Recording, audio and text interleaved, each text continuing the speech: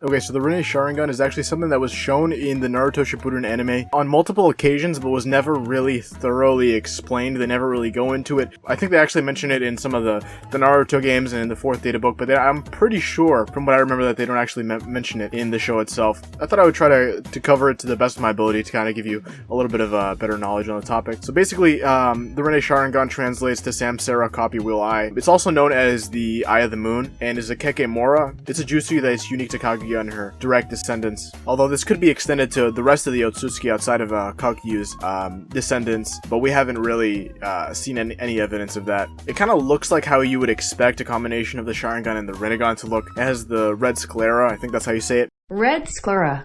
And the ripple patterns, as well as 9 tomo in the eyes, 3 encased by 3, encased by another 3. The primary users of it include Kaguya, the Ten Tails, and Madara. I think the Rinnesharingan on the Ten Tails is probably purely cosmetic, as I don't think that he can actually use any of its abilities.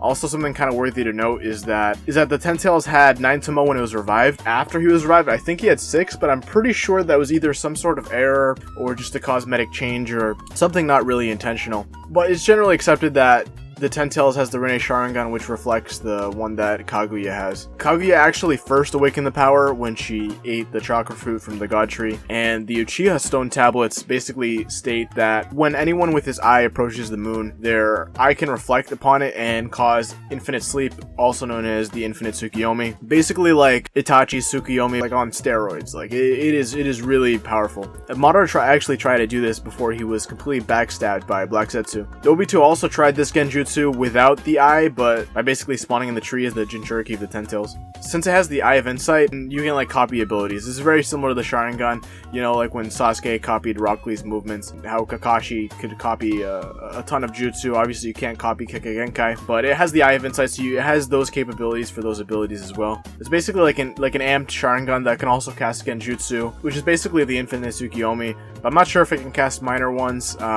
It's never really been mentioned that it could. I would assume that it could probably cast some minor genjutsus as well, like the Sharingan, but we haven't really seen it in action in that scenario. And also, much like Sasuke's Rinnegan, the user can actually teleport to a series of alternate dimensions. This was primarily showcased by Kaguya in the final fight against, Naruto, Sasuke, and, Kakashi versus Kaguya. But honestly, that's pretty much it. There's not really much to go over here. It was definitely shown a lot of times in the anime, but it was kind of glossed over because I guess they kind of assumed that you would kind of know what it was, Rinnesharingan, Rinnegan, Sharingan. They kind of went into depths of those two dojutsus, but they haven't really talked about the Rinnesharingan by itself.